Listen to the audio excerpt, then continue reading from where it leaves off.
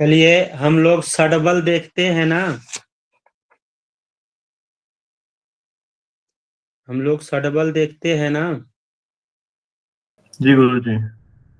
तो षडबल में कल हम एक बल लिखे थे हम लोग, क्या दिग्बल दिशा बली लिखे थे।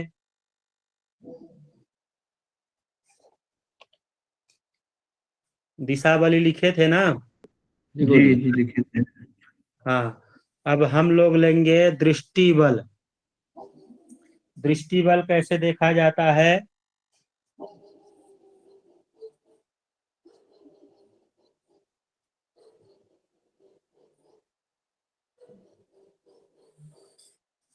देखिए, दृष्टि बल अगर शुभ ग्रहों की दृष्टि अशुभ ग्रहों पर, अगर शुभ ग्रहों की दृष्टि अशुभ ग्रहों पर, अगर शुभ ग्रहों की दृष्टि अशुभ ग्रहों पर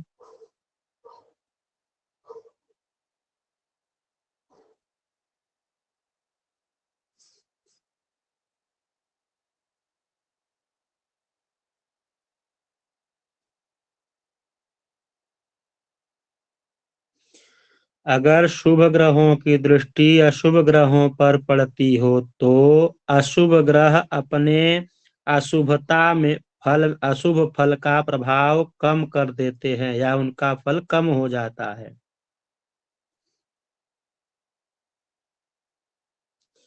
शुभ ग्रहों की दृष्टि अशुभ ग्रहों पर पड़ती हो तो अशुभ ग्रह अपने फल में कमी कर देते हैं या कमी हो जाती है।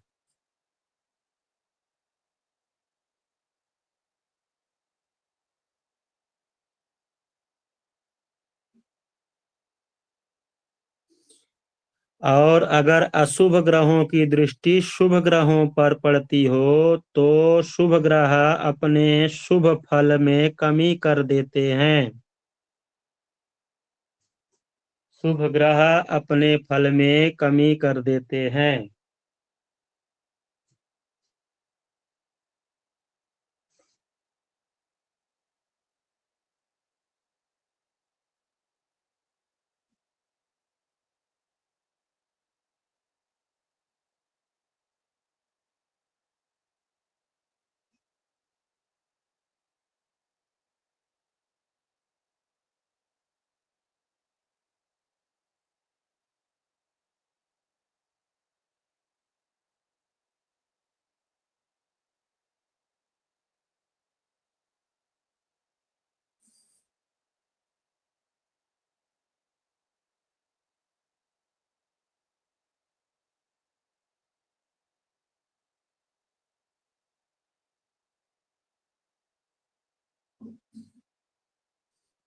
हो गया।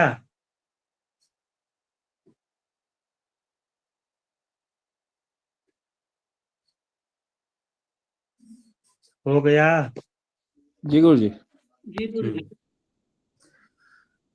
अब इसमें आप लोग समझ लीजिए कि दृष्टि बल कैसे होगा।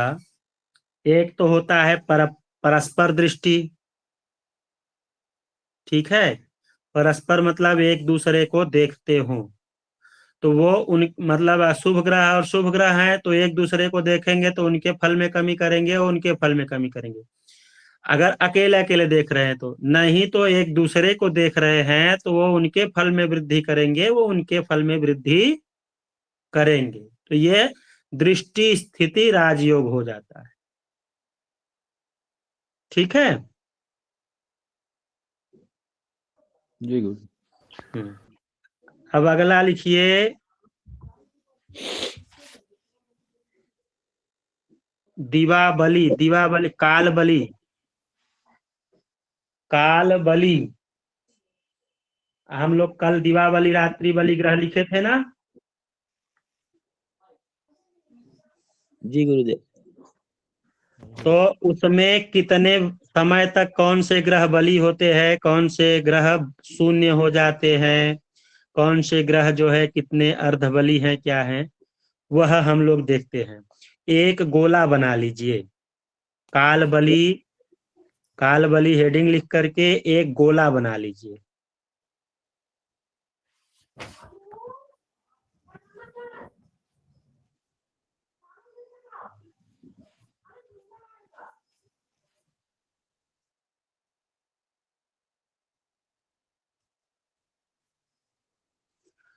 बन गया गोला। ऊपर के तरफ में 12, ऊपर के तरफ में 12 लिख लीजिए, नीचे के तरफ 12 लिख लीजिए। ऊपर के तरफ 12 दिन लिख लीजिए और नीचे 12 रात लिख लीजिए। और बाएं तरफ शाम लिख लीजिए और दाहिने तरफ सुबह लिख लीजिए।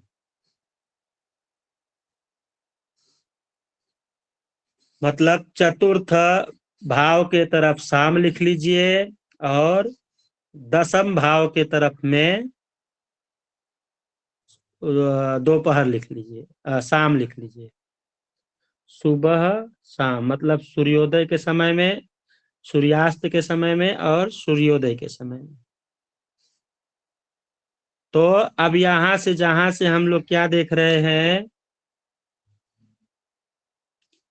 कि रात्रि के, अब देखिए यहाँ रात्रि की हम गणना जो कर रहे हैं और दिन की गणना जो कर रहे हैं, अब हम सुबह सूर्योदय से लेकर के 12 बजे तक, सूर्योदय के समय में जो ग्रह बलवान ग्रह हैं सूर्योदय के समय में वो क्या होंगे, अर्धबली होंगे। और जो रात्रि वाले भी ग्रह हैं वह भी अर्धबली होंगे। तो दोनों बराबर की स्थिति में रहेंगे। दिन के 12 बजे के करीब, लगभग 10:30, 11, 12, 1, 2, 3 तक, ठीक है, वहां पे क्या हो जाएंगे, पूर्ण बली हो जाएंगे। फिर शाम के समय में वह भी अर्धबली हो जाएंगे और वह भी अर्धबली हो जाएंगे। और रात्रि के समय में जो रात्रि बली ग्रह हैं वो क्या हो जाएंगे, 12, 10:30, 11 बजे के बाद में, 3 बजे के पहले क्या हो जाएंगे, वो पूर्ण बली हो जाएंगे। तो ऊपर के तरफ लिख लीजिए सूर्य मंगल, नहीं, सूर्य शुक्र गुरु, सूर्य शुक्र गुरु ऊपर की तरफ लिख लीजिए। नीचे के तरफ चंद्र मंगल शनि लिख लीजिए।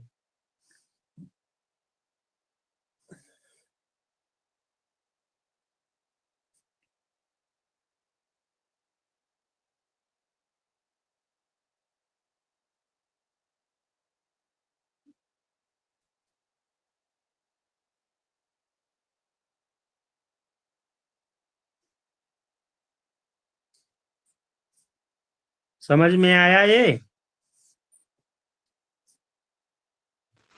नहीं गुरुजी, ये शाम और दिन किस तरफ लिखना है ये नहीं समझ में आया। एक मिनट, एक मिनट।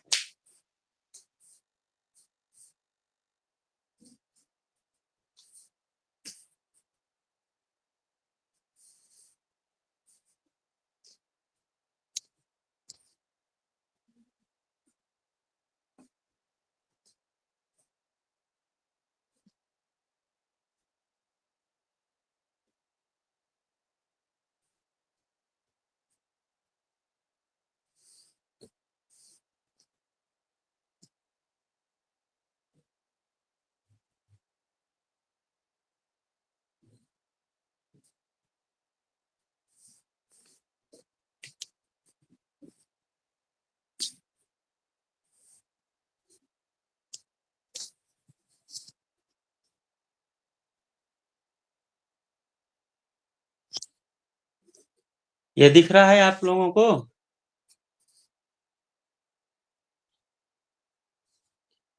बोर्ड दिख रहा है?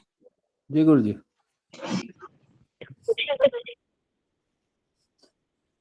अब देखिए हम लोग क्या करते हैं, एक ऐसे गोला बना लिए,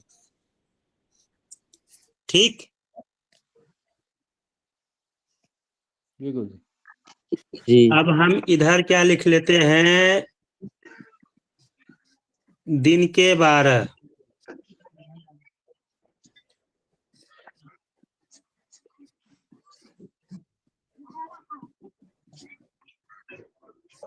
और इधर लिखते हैं रात्रि के 12।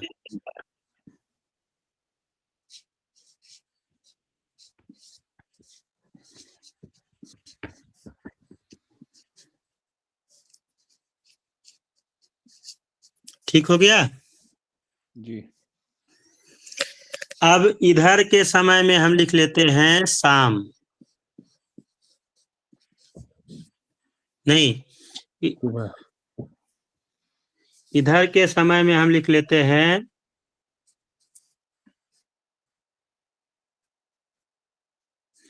सुबह सुबह। नहीं यार, ये ऐसे जाएगा, तब ऐसे जाना है ना। इधर हम या लिखते हैं दोपहर शाम। आएगी गुरुजी, या दोपहर आएगी। वो कुन उसके हिसाब से, इस चक्र के हिसाब से ना। जी ठीक है। और इधर हम लिख ले, जैसे अभी मान लीजिए हम घड़ी कैसे चलती है, हमारी घड़ी के हिसाब से समझिए कि 12 के बाद में तीन एक आता है, 2 आता है, 3 आता है, 4 आएगा, 5 आएगा, 6 आएगा ना। जी तो यहाँ 6 शाम हो गया, सूर्यास्त का समय। और यहाँ सूर्योदय हम सुबह मान लेते हैं। ठीक है। जी अब यहाँ शाम के सुबह के 6 बजे हो गए।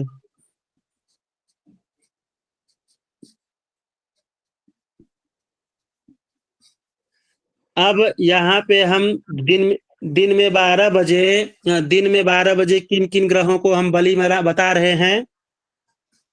सूर्य, शुक्र, गुरु। ठीक। जी और रात्रि बलि किसको बना रहे हैं? शनि, चंद्र, मंगल। जी अब ये ग्रह जो तीनों हैं, यहाँ जब सूर्योदय से देखेंगे तो ये भी यहाँ पे ये भी ग्रह उतने ही बलवान होंगे, और ये भी ग्रह उतने ही बलवान होंगे। अर्धबली ये भी रहेंगे, अर्धबली ये भी रहेंगे। लेकिन जैसे ही यहाँ और यहाँ इन दोनों के बीच में पहुंचते हैं तो पूर्ण बली हो जाएंगे। ये भी ग्रह जैसे ही यहाँ पहुंचेंगे और यहाँ पहुंचेंगे, ये क्या हो जाएंगे? पूर्ण बली हो जाएंगे। ठीक है। जी दोपहर इधर, दोपहर मतलब 3-3 घंटे का एक एक प्रहर होता है। 9 से 12, 12 से 3। तो दो प्रहर में ये जो है बलि होंगे, इसीलिए इसको कहा जाता है दोपहर। ठीक है। और दो प्रहर इधर रात्रि का जो होगा 9 से 12, 12 से 3, उसमें ये बलवान हो जाएंगे। इसीलिए साधना का समय जो कहा गया है, किसी व्यक्ति को साधना करना है तो 9 बजे रात्रि से लेकर के 3 बजे रात्रि के बीच में वो जो साधक होते हैं वो लोग अपने आसन पे बैठ जाते हैं। जो योगी होते हैं वो अपने आसन पे बैठ जाते हैं। ठीक है। जी गुरुजी। ये हो गया। अब लिखिए स्थान बल। स्थान बल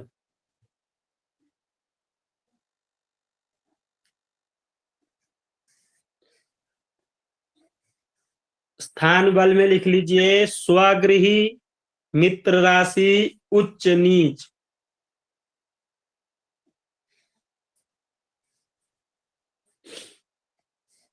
स्वगृही, मित्र राशि, उच्च नीच। स्वगृही मतलब अपने घर में बैठे हैं तो बलवान ही हैं। अपने घर में सब कोई राजा होता है, सब कोई शेर होता है। मित्र के घर में बैठे हैं तब भी मित्र का भी घर अपना ही बराबर होता है, तो मित्र के घर में भी बैठे हैं तब भी बलवान हैं। उच्च उच्च घर में बैठे हैं, उच्च के होकर के बैठे हैं तब भी बलवान हैं। नीच के हो गए तो बलहीन हो गए। तो ये बल देखा जाता है स्थान बल का।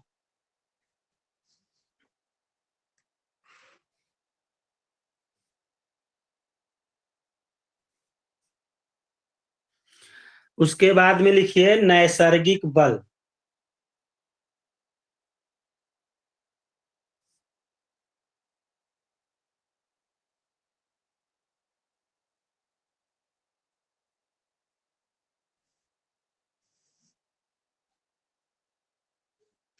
नैसर्गिक बल में कल हम आप लोग को लिखाए थे ना कि क्रमशः कौन से ग्रह सबसे बली हैं और कम से सबसे कम कौन बलवान कम है बलहीन है।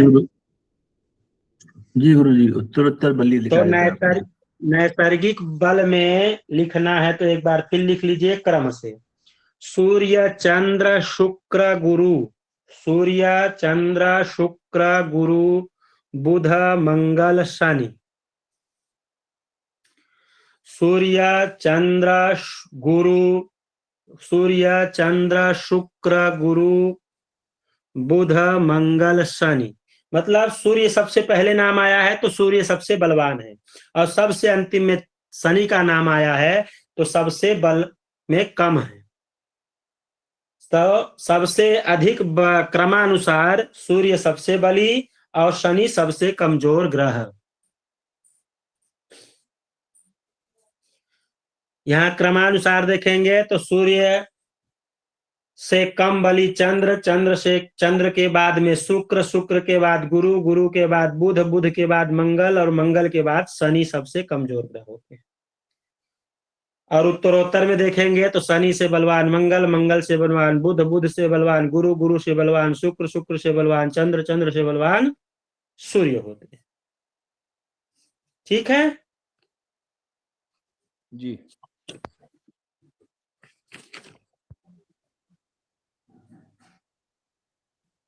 इसमें सबसे बली अगर कहे जाते हैं तो कौन कहे जाते हैं? गुरु और शुक्र कहे जाते हैं। बीच में भले हैं लेकिन सबसे बली अगर कहे जाते हैं तो गुरु और शुक्र कहते हैं, जो दोष समाप्त करते हैं।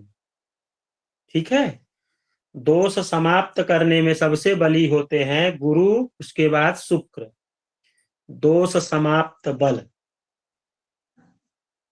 दोष समाप्त बल।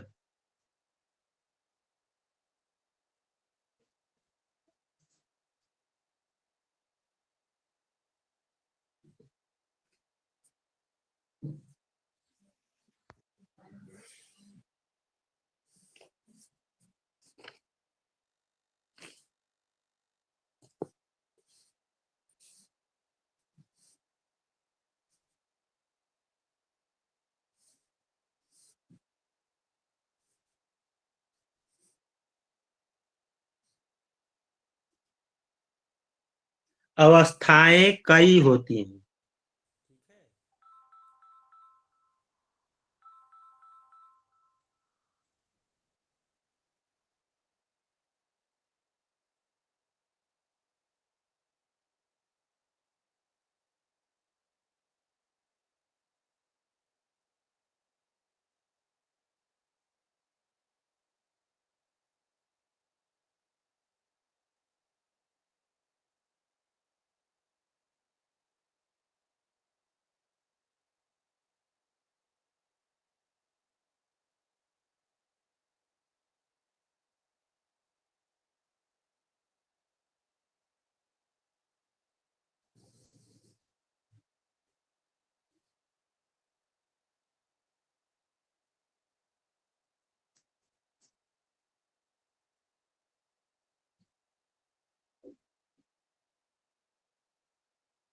ग्रहों की अवस्था कई अवस्थाएं होती हैं।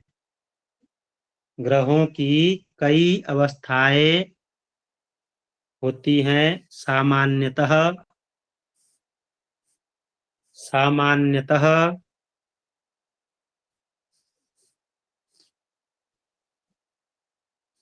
जो उच्च राशि में होता है वो सबसे मजबूत, जो शुभ उच्च राशि में होता है वह सबसे मजबूत। बल के हिसाब से लिखवा रहा हूं, ठीक है, आप लोग ध्यान दीजिएगा। ग्रहों की कई अवस्थाएं होती है, तो जो उच्च राशि में है वो सबसे मजबूत। अगर ग्रह अपने उच्च राशि में है तो सबसे मजबूत होंगे। उसके बाद में दिक, उच्च ग्रह के बाद में कौन से बलवान होंगे? दिग्बली। जो दिग्बल के साथ हैं, दिशाओं के बल में हैं, वह ग्रह उसके बाद में बली होंगे, दिग्बली। उच्च के बाद में दिग्बली, दिग्बली के बाद में मूल त्रिकोण। मूल त्रिकोण मतलब राशियां जो उनकी मूल त्रिकोण की है, हमने लिखवाया है ना? अभी नहीं लिखवाया है? अभी नहीं लिखा है। ठीक है, तो मूल त्रिकोण लिख लीजिए, इस फिर उसको लिखवा दूंगा। उच्च के सबसे बलवान उच्च राशि में, उसके बाद में दिग्बली, उसके बाद में मूल त्रिकोण, उसके बाद में मूल त्रिकोण, उसके बाद में स्वराशि, स्वराशि, फिर मित्र राशि,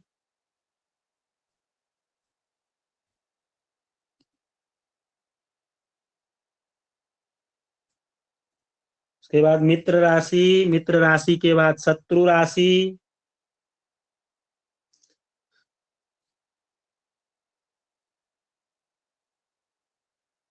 शत्रु राशि के बाद अस्त,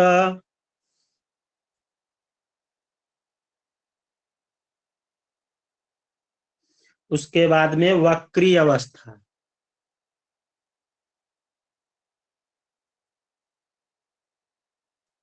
अस्तावस्था, वक्री अवस्था।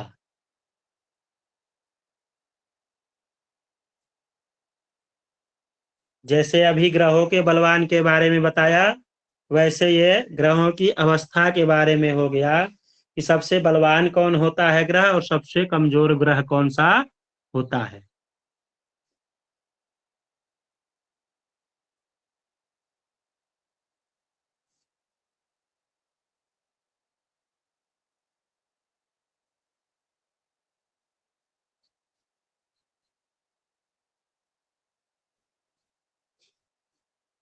ये देखिए, हमने कहा था ना एक दिन की जो शनि महाराज होते हैं, अगर वो वक्री हो गए तो क्या होते हैं? बलवान हो जाते हैं, क्योंकि शुभ फल देने लगते हैं ना। शनि अगर वक्री होकर नीच राशि में बैठ जाए तो, स्वराशि में बैठे हैं तो बहुत अच्छा फल देंगे, नीच राशि में बैठ गए तो थोड़ा कम फल देंगे, लेकिन मजबूत स्थिति में रहे।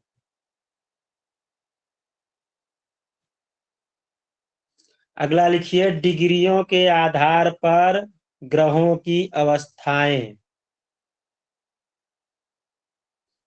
डिग्रियों के आधार पर ग्रहों की अवस्थाएं।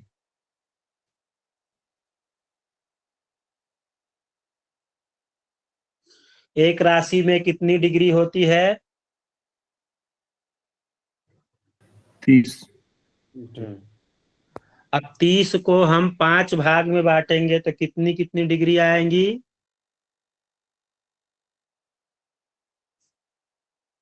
6 डिग्री। अब 0 से 6 डिग्री लिख लीजिए। ये एक तरफ लिख लीजिए, बीच में आप ये बीच में लिखिएगा आप लोग, ठीक है? जो डिग्री है वह बीच में लिखिएगा। एक तरफ लिखिएगा कि शुभ ग्रह, एक तरफ लिखिएगा पापक ग्रह, बीच में डिग्री लिखिएगा।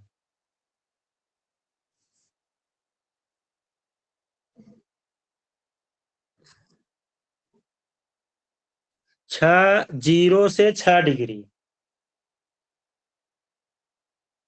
0 से 6 डिग्री, 6 से 12 डिग्री, 12 से 18 डिग्री, 18 से 24 डिग्री, 24 से 30 डिग्री।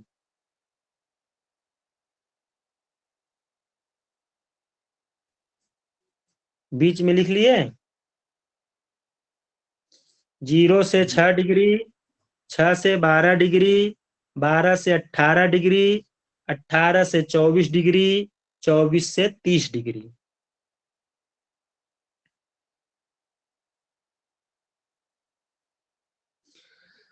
अब बाएं तरफ, जहां आप जिस तरफ आपका बायां हाथ है उस तरफ में शुभ और दाहिने तरफ के सम में अशुभ।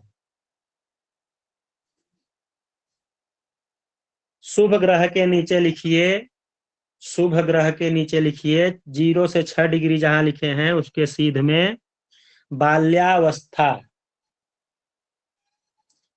बाल्यावस्था। 6 से 12 डिग्री के लाइन में लिखिए सीध में किशोरावस्था, किशोरावस्था। 12 से 18 डिग्री के सीध में लिखिए युवावस्था,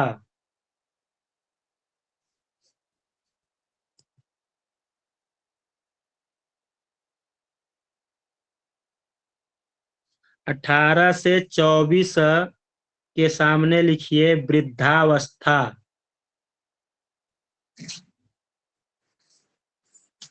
वृद्धावस्था। 24 से 30 के सीध में लिखिए मृतावस्था,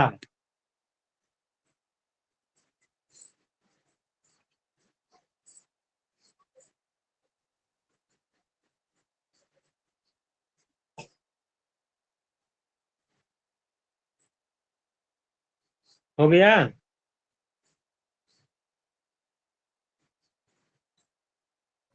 जी गुरुजी। अब अशुभ ग्रह के नीचे लिखिए, जहां पे अशुभ ग्रह है उनके नीचे लिखिए यही उल्टा, इसका उल्टा। मतलब जो नीचे है वो ऊपर हो जाएगा, जो ऊपर है वो नीचे हो जाएगा। तो 0 से 6 डिग्री मृतावस्था, 0 से 6 डिग्री मृतावस्था, 6 से 12 डिग्री वृद्धावस्था,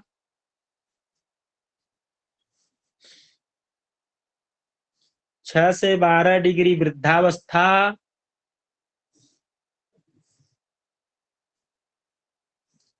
12 से 18 डिग्री युवावस्था,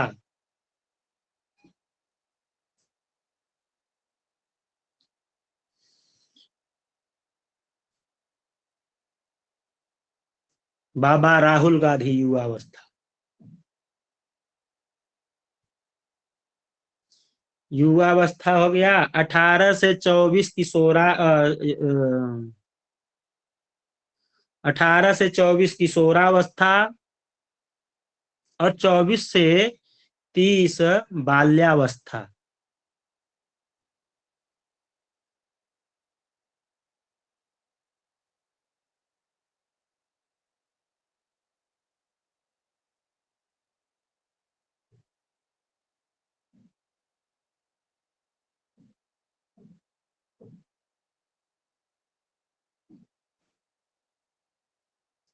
ये हम इस तरफ देखते हैं, और दूसरा कैसे देखते हैं कि सभी ग्रह एक ही समान चलते हैं। ठीक है, सभी ग्रह एक ही समान चलते हैं, लेकिन जो हमने आपको यह लिखवाया है कि किस हिसाब से लिखाया है, सम और विषम राशियों में रहने पर। लिख लीजिए सम और विषम राशियों में रहने पर।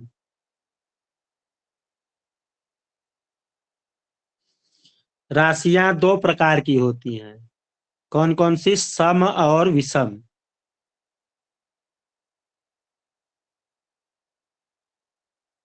राशियां दो प्रकार की होती हैं, सम और विषम। विषम राशि और सम राशि कौन कौन सी हुई? कोई बताइए, सम राशि कौन है? 2, गुरुजी, 2, 4, 4, 6, 8, 10, 12। हाँ, ये सम राशि हो गई। और विषम राशि 1, 3, 1, 5, 3, 7, 9 और 5, 11। 7। ठीक है, अब मान लीजिए यहाँ पे आप लोग लिख लीजिए, अगर सम राशि है तो उल्टा, विषम राशि है तो सीधा। सम राशि है तो उल्टा, विषम राशि है तो सीधा।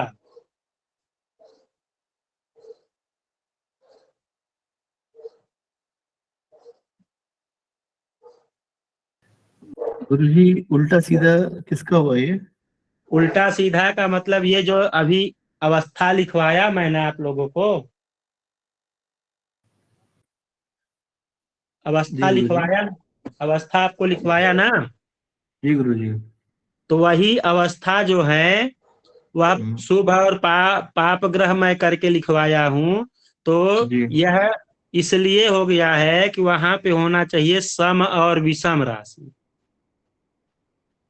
ठीक है। उसका नहीं, शुभ और अशुभ तो आपने बता दिया ना गुरु जी।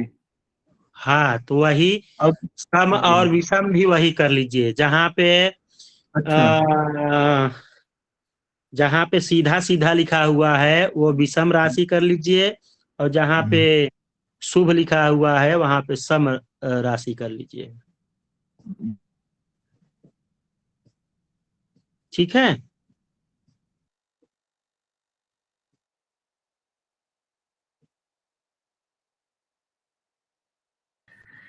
यहाँ पर अशुभ लिखा है वहां पे भी लिखना है ना गुरु जी। वहां पे विषम लिखना है। विषम में आपने सीधा लिखा है, सीधा। हाँ, तो विषम में सीधा। सीधा और सम में उल्टा। मतलब तो 30 डिग्री, 30 डिग्री से शुरू होकर के 1 डिग्री पे आए उल्टा, और सीधा का मतलब 1 डिग्री से शुरू होकर के 30 डिग्री पर जाए। अच्छा, ठीक है गुरु जी। गुरुजी, जहाँ पर हम्म। शुभ ग्रह लिखा है वो सम है। जहाँ शुभ ग्रह लिखा है वो विषम है। अच्छा।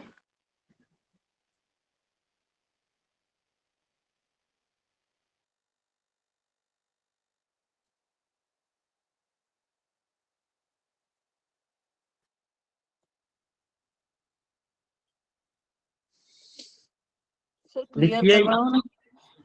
हाँ, ये थोड़ा उल्टा सीधा समझ में नहीं आया।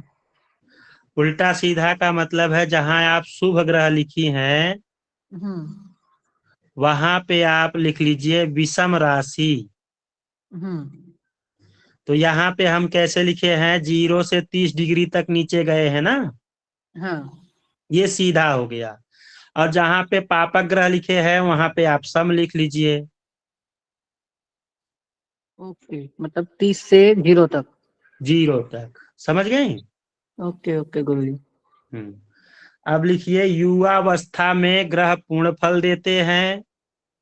आगे उसके नीचे लिखिए युवावस्था में ग्रह पूर्ण फल देते हैं।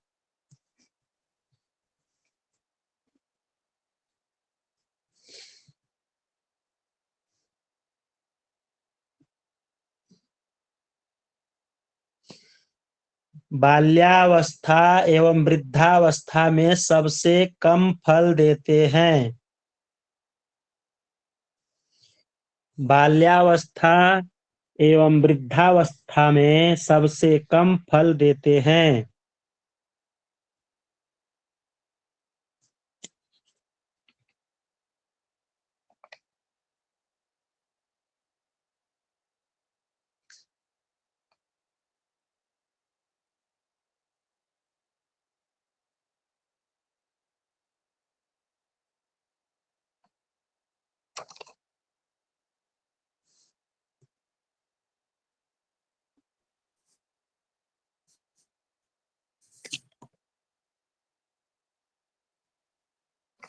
किशोरावस्था में चंचलता होती है। किशोरावस्था में चंचलता होती है।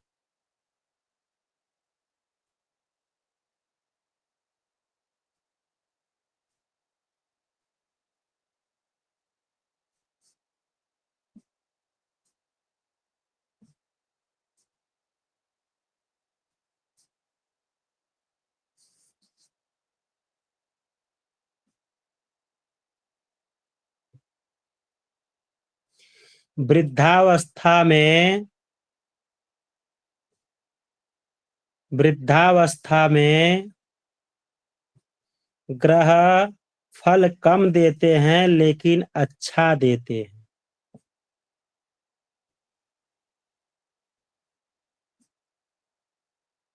वृद्धावस्था में कोई ग्रह फल कम देते हैं लेकिन अच्छा देते हैं। जैसे वृद्ध लोग क्या करते हैं, अनुभव बताते हैं ना अपना, वैसे ही अगर ग्रह वृद्ध हैं तो फल तो काम तो ज्यादा नहीं कर पाएंगे, तो अनुभव की चीज बताएंगे, जो अनुभव रहेगा अच्छा रहेगा वही चीज बताएंगे।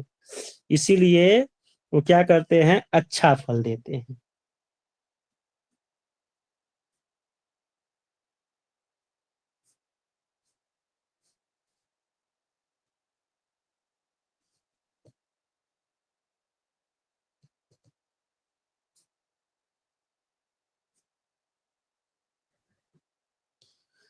अगला लिख लीजिए, ग्रह कब अस्त होते हैं?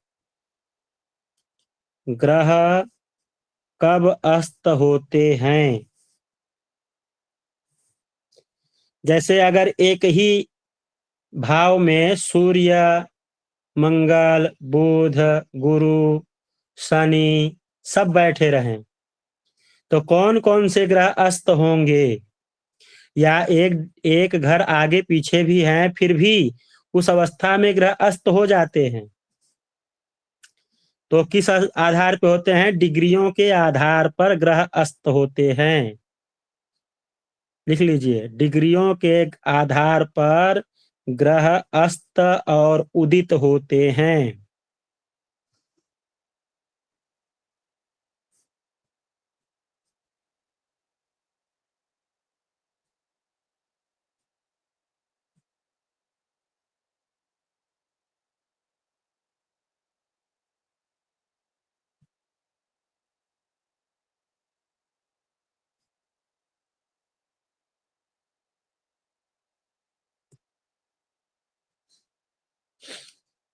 सूर्य से ग्रहों के डिग्री के अंतर,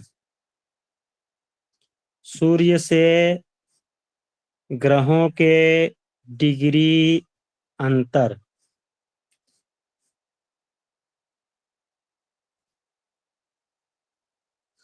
मिश्रा जी बोलिए, हम आपको कब 4-5 बार बुलाए लेकिन आप सुने नहीं, बोलिए, हैंड राइज किए।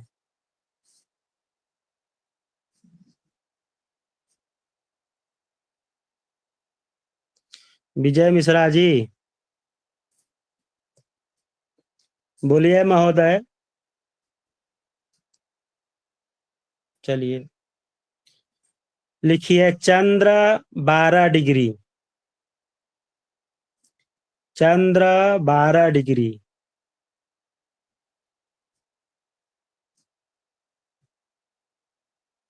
मंगल 17 डिग्री। बोलिए मिश्रा जी। हाँ गुरु जी बोलिए। कहाँ से हैं आप? हाँ सर। आप कहाँ से हैं, कहाँ के रहने वाले हैं? सर मैं यूपी का रहने वाला हूँ गुरु जी। यूपी के कहाँ से? प्रतापगढ़। प्रतापगढ़ में कहाँ से हो? प्रतापगढ़ में आप गौरा सुने हैं? गौरा हाँ, रामापुर। गौरा सुहंसा सुने हैं, बादशाहपुर के आगे स्टेशन है। हाँ हाँ सर गुरु जी वहीं से। हाँ, उधर रामापुर बाजार है, रामापुर से 4 किलोमीटर मेरा घर है। फत्तनपुर के लेकिन लगे? मैं, हाँ हाँ सर। अच्छा, कवन गांव है? अमरई गांव। अच्छा, चलिए ठीक है। लिंक कहाँ से मिली आपको? सर मैं इस ग्रुप में जुड़ा हुआ हूँ बहुत दिन से, लेकिन सोच रहा था ज्वाइंट होने के लिए, हो नहीं पा रहा था। आज मैं थोड़ा समय निकाल के सर इसमें ज्वाइंट हुआ हूँ, लेकिन मैं थोड़ा पीछे और रह गया हूँ अभी। आप बहुत आगे पढ़ा रहे हैं। चलिए पीछे कुछ नहीं है, सब रिकॉर्डिंग देख लीजिएगा, रिकॉर्डिंग में आपको सब मिल जाएगा, ठीक है। लेकिन गुरु जी कैसा, जो मेरी पत्नी है ना, मतलब मुझसे ज्यादा जानकार है इस विषय में, तो वो वही मतलब ज्वाइंट मतलब देख रही है आपका। अच्छा, हाँ। क्या तो नाम जैसा है उनको, उनका? उनका निर्मला मिश्रा नाम।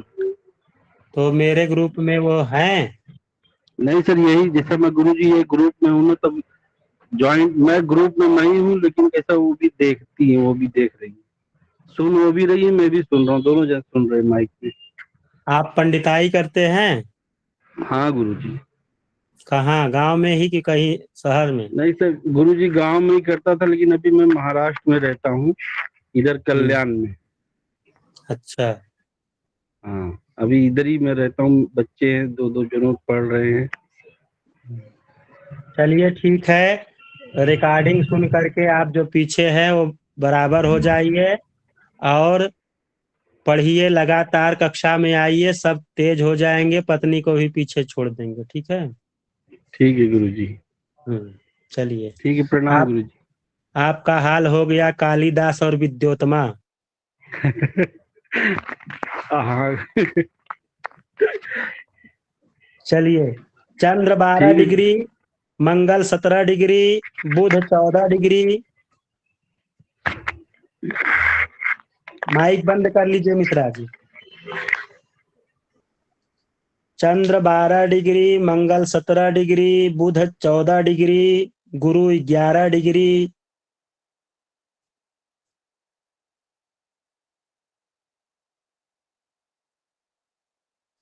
बुध 14 डिग्री, गुरु 11 डिग्री, शुक्र 10 डिग्री, शनि 15 डिग्री।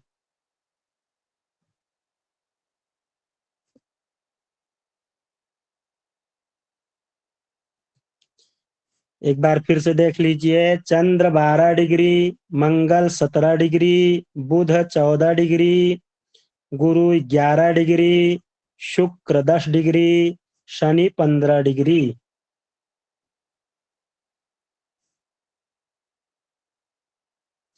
कहीं कहीं जो है, कहीं कहीं क्या, जब वक्री होते हैं तो, ठीक है, अगर ग्रह वक्री है तो सबका सामान्य रहता है, लेकिन शुक्र 8 डिग्री पर अस्त नहीं होते हैं। वक्री हैं तो शुक्र 8 डिग्री के हैं, अगर अंतर उनसे तो वक्री नहीं होते हैं, और बुध 12 डिग्री अगर अंतर है तो वक्री नहीं होते हैं। ठीक है? ये समझ में आया कि नहीं आप लोगों को? नहीं आया गुरुजी। आप ये जो हम पढ़ रहे थे, ये अस्त का पढ़ रहे थे कि हाँ इतने डिग्री होने के कम डिग्री होगा तो अस्त हो जाएगा।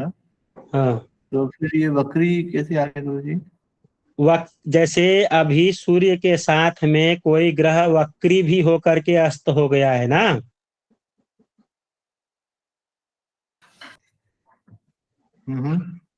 वक्री रहेगा तो अस्त होगा कि नहीं होगा? होगा सर, होगा। हाँ, तो वक्री की अवस्था में ये दो लिखवाया हूं केवल, समझ गए? जी। दो तो ग्रह वक्री अगर की हाँ जी, वक्री है तो ये 8 डिग्री और 12 डिग्री हो जाएगा। हाँ, ये 10 से 8 हो जाएंगे और 14 से 12 हो जाएंगे। जी गुरुजी। अब अंतर देख लीजिए, मान लीजिए सूर्य 6 डिग्री पे है, ठीक है, सूर्य 6 डिग्री पे है, और वही चंद्र अगर 18 डिग्री पे है तो चंद्र अस्त नहीं होंगे। ठीक, क्योंकि 12 डिग्री का अंतर आ गया ना। जी 12 डिग्री का आ गया। हाँ, वहीं यह देख लीजिए कि मंगल अगर 23 डिग्री के हो गए तो मंगल सूर्य के साथ रहते हुए भी अस्त नहीं होंगे। जैसे सूर्य 6 डिग्री के हैं, सूर्य 6 डिग्री के हैं और मंगल जी 23 डिग्री के हैं, जी गुरुजी। तब दोनों में ये अंतर कितना हो गया? 17 डिग्री का अंतर हो गया ना। जी हाँ, लाइन लाइन वाला केस हो गया गुरुजी। बॉर्डर लाइन केस हो गया। बॉर्डर लाइन केस हो गया, लेकिन 17 का अंतर तो आ गया ना। जी गुरुजी, तो नहीं होंगे। तो 17 का अंतर आ गया तो अस्त नहीं है। तो हो सकता जी है कि सूर्य की डिग्री थोड़ी तेज हो जाए, सूर्य और आगे बढ़ जाए तो 1-2 दिन के बाद मंगल अस्त हो जाए, लेकिन उस समय तक तो अस्त नहीं है। जी ऐसे ही सभी ग्रहों का समझना चाहिए। ठीक है। जी गुरु जी। अगर किसी को ना समझ में आया हो तो एक बार फिर से पूछ लीजिए। अगर किसी को न समझ में आया हो तो एक बार फिर से पूछ लीजिए। नए नए आगे।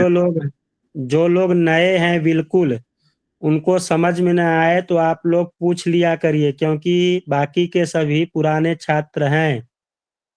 विजया प्रियदर्शिनी जी, आपको समझ में आया?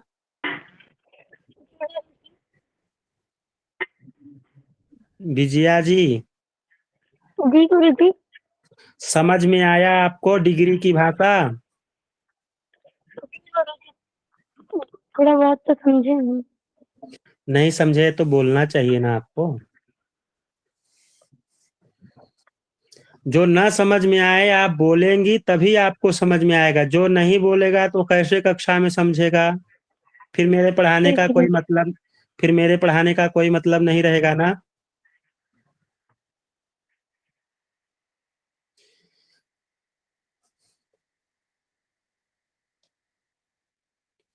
गुरुजी देखिए क्या प्रणाम। हो। हाँ, 1 मिनट रुकिए नवल जी।